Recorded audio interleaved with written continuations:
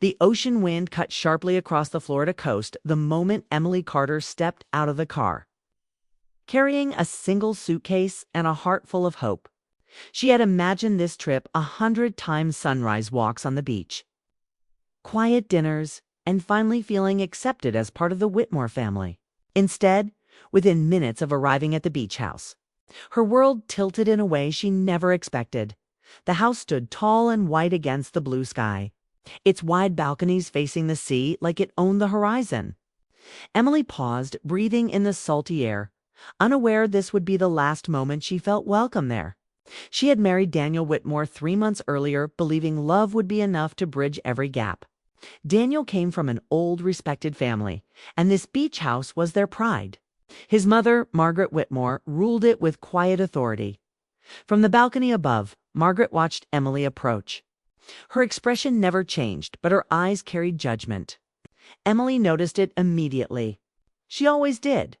Still, she forced a polite smile and waved, hoping warmth would soften whatever doubts Margaret carried.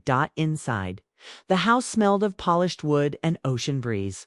Family photos lined the walls, generations of Whitmores smiling beside boats, beaches, and grand dinners.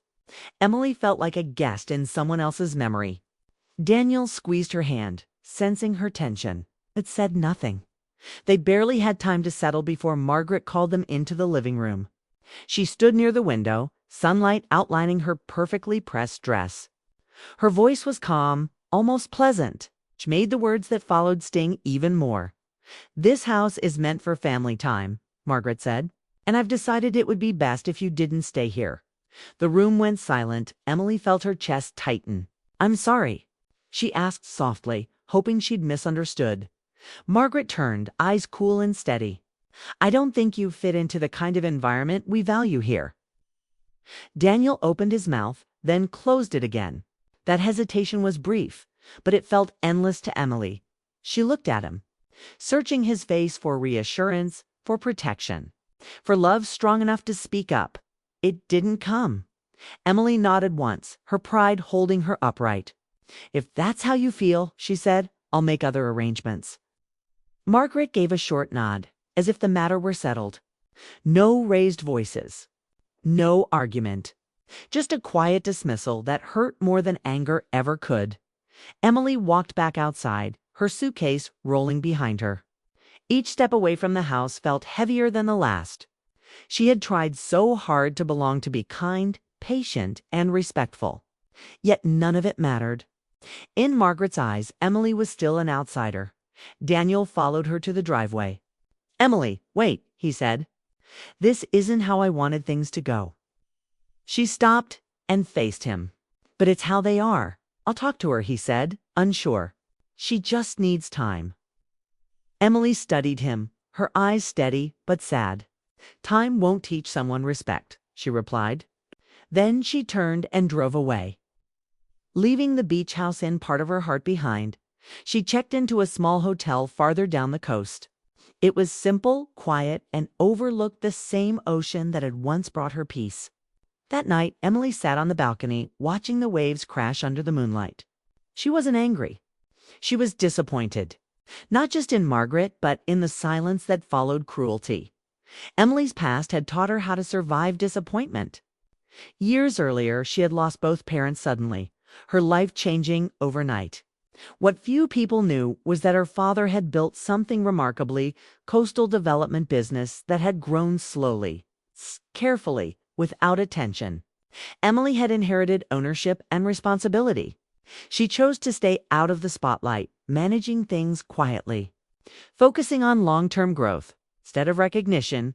One of those investments sat less than a mile from the Whitmore Beach, a private resort known for its elegance and privacy.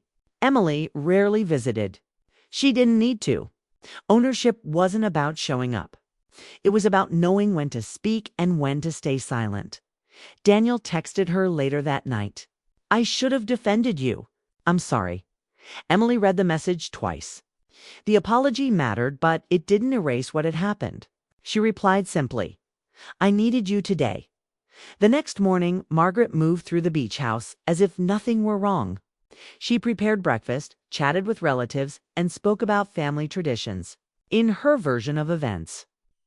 She had simply protected what belonged to her. Then the phone rang. Margaret answered, already impatient. Yes. The voice on the other end was polite and professional.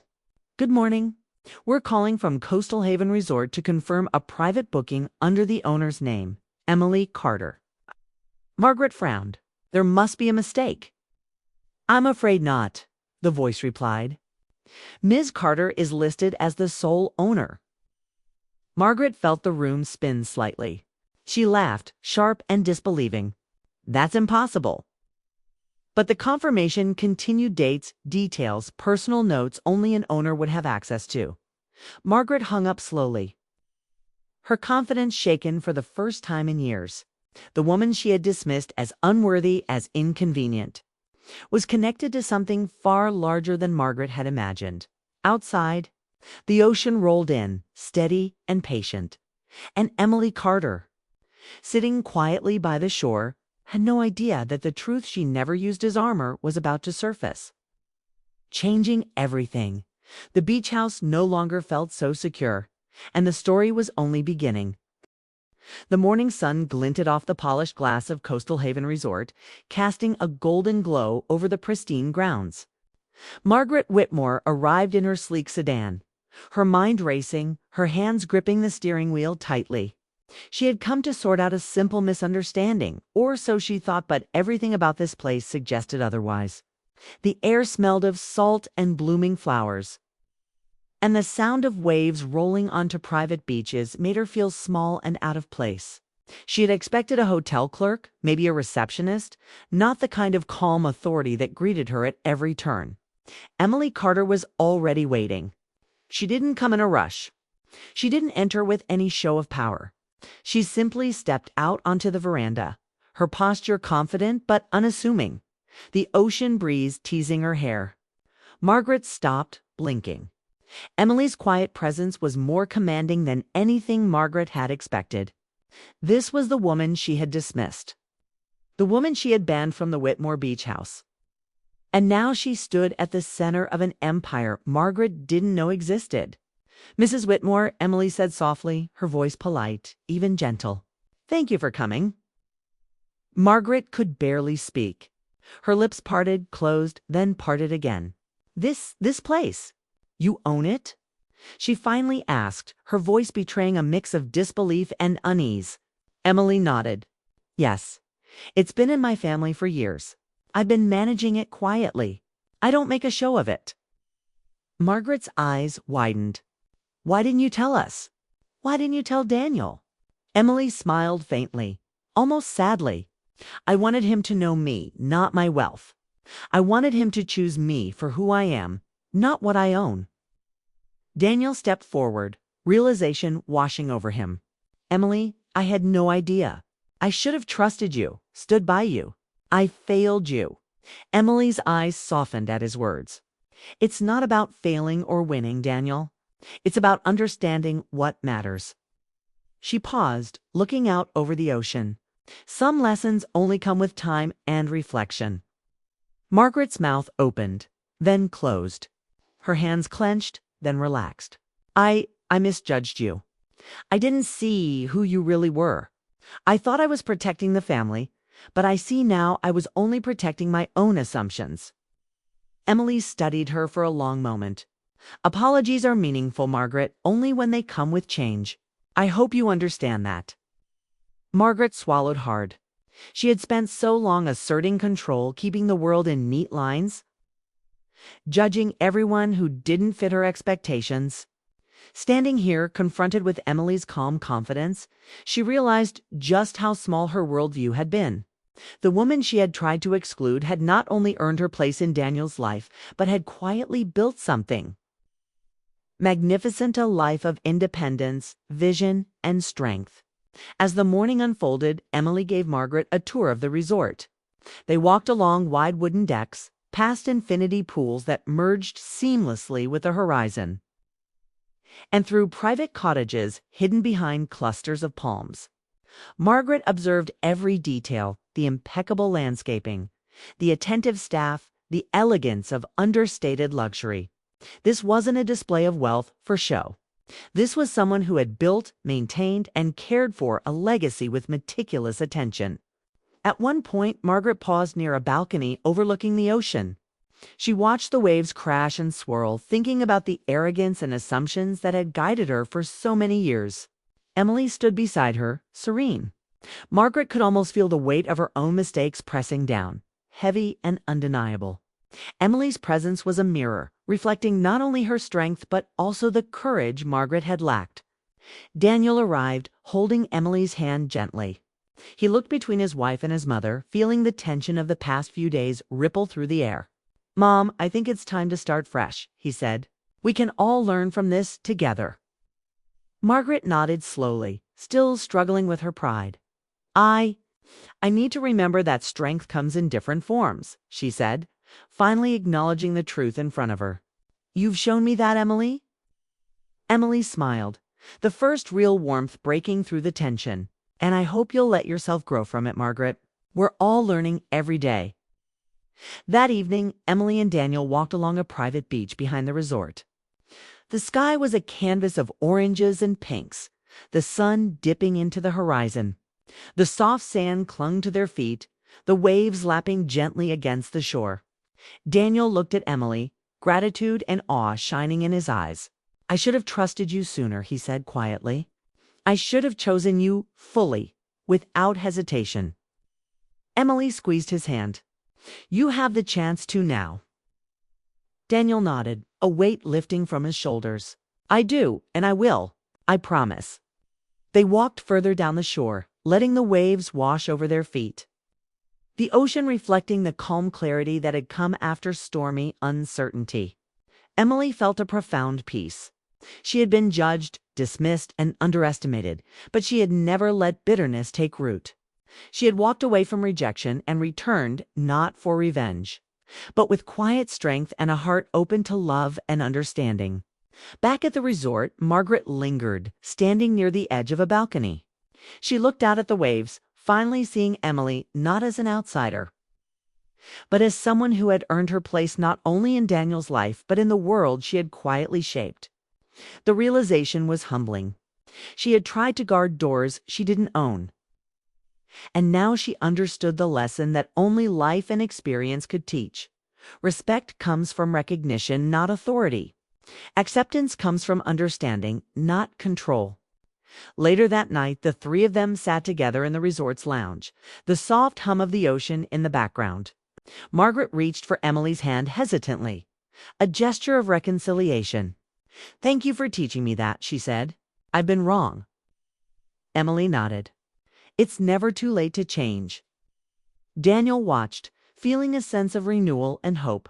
The misunderstandings, the judgments, and the tension that had clouded their relationships began to dissolve, replaced by the quiet power of honesty, trust, and emotional maturity. It was not just Emily who had proven herself, it was love itself, tested and refined by patience, reflection, and courage. The next morning, the sun rose over the resort, spilling light across the pristine beach and sparkling water. Emily stood alone for a moment, feeling the wind on her face and the sand beneath her feet. She realized that owning the resort had never been about pride.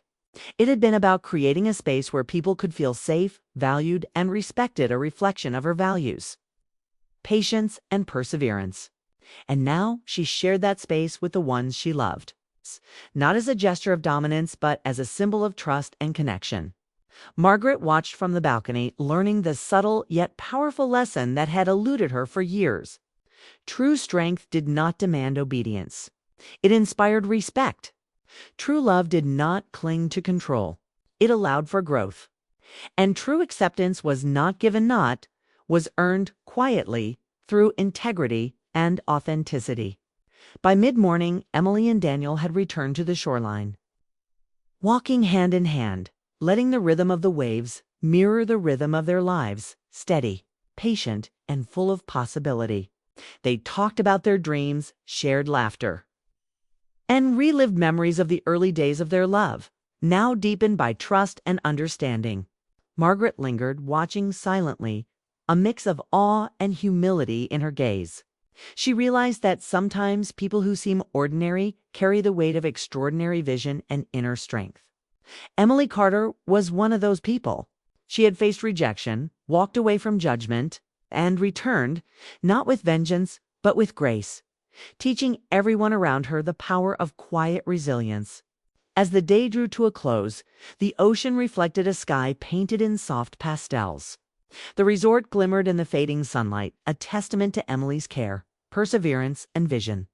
Margaret finally understood that a home or a resort was more than bricks and sand. It was the heart and soul poured into it. And Emily's heart was vast, compassionate, and unyielding. Daniel turned to Emily, feeling a deep sense of gratitude. "You've taught me more than I could ever explain," he said softly. "Not just about love, but about life." Emily smiled, the gentle curve of her lips carrying warmth and understanding. "And I've learned too, Daniel, that sometimes love means standing strong even when others doubt you, and that patience and truth always find their way." Margaret stepped closer, the tension between them finally easing. "Thank you," she said sincerely. "I was wrong about so many things. I hope we can start again properly." Emily nodded. "We can, together." The waves rolled in behind them, steady and endless, a quiet witness to the lessons learned, the bonds mended, and the love that had been strengthened not by ease, but by challenge. The story that began with rejection and misunderstanding had transformed into one of respect, understanding, and enduring love. In the end, Emily didn't need to prove herself with anger or confrontation. She simply lived her truth, remained kind, and allowed her quiet strength to speak for her. And in doing so, she changed the hearts of those around her forever. The ocean held their reflections, the resort held their memories, and Emily held the respect and love she had always deserved. Her journey had come full circle, from exclusion to recognition, from doubt to admiration, and from quiet endurance to triumphant grace. And as the sun dipped below the horizon, Emily Carter knew that sometimes the most powerful victories were the ones you didn't announce. They were the ones lived quietly.